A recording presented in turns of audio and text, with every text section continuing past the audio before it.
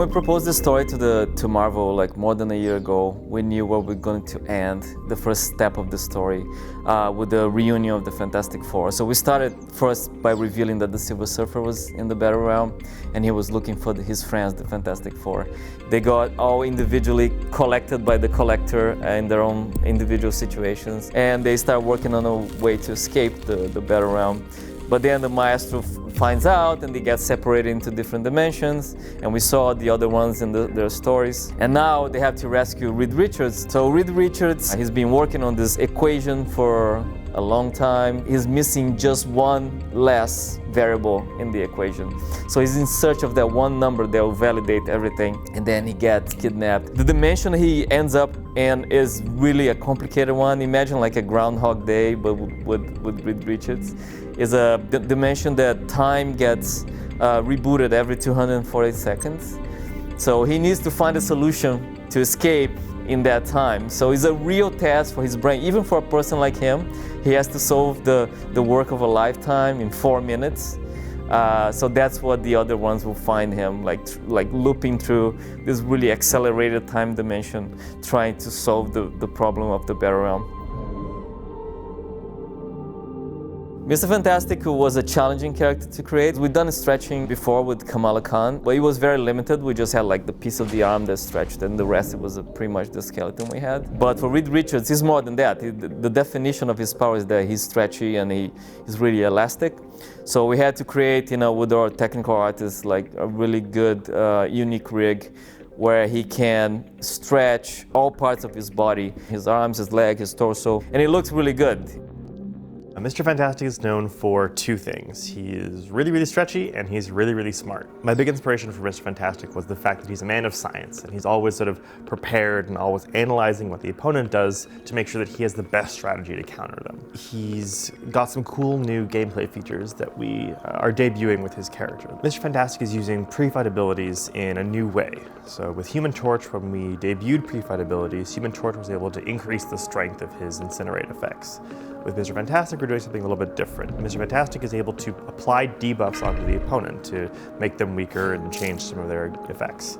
However, what's different is that he's able to apply these even if he doesn't go into the fight. And so he puts the debuffs on the opponent, but then an ally can go in and take advantage of them. So he's able to sort of help out his team even if he doesn't go into the fight. Mr. Fantastic also has a new gameplay feature that we're calling crossfight abilities. With crossfights, once a crossfight ability is applied onto a character, it actually hangs around on that character for multiple fights. So in Mr. Fantastic's case, he can apply a debuff to the opponent, and then if that opponent goes off and fights somewhere else on the quest map, or if Mr. Fantastic loses the fight and one of his allies has to come in, that debuff will still be there for a number of fights after Mr. Fantastic isn't fighting anymore.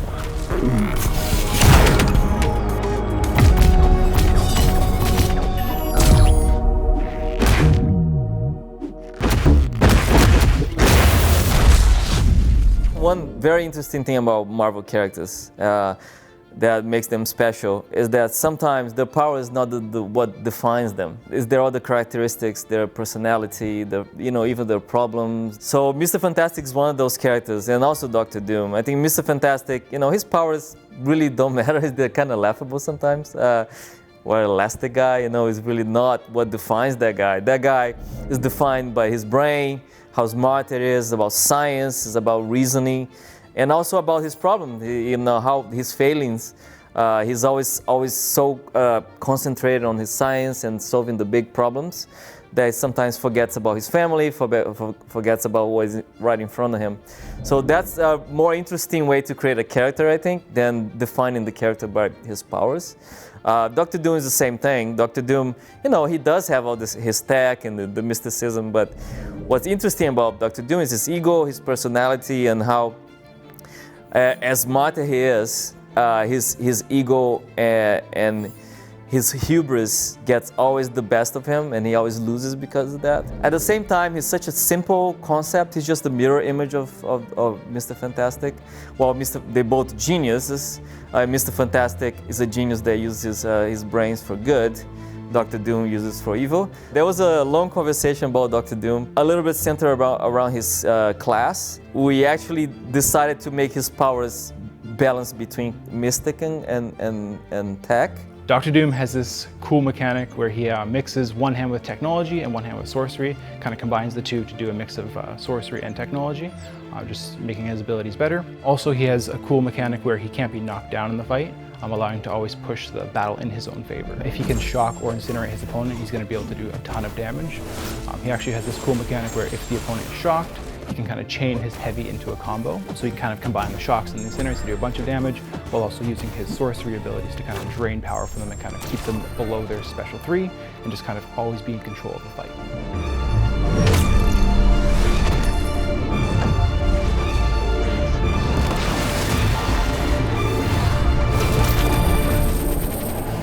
It took about a year for them to get reunited. We want the story to be a slow burn, and we want to open new dimensions in the battle realm. Now they can start, going on adventures together. There is a story that we want to tell between the two games, and we just announced our new game, Marvel Realm of Champions, that is part of this universe.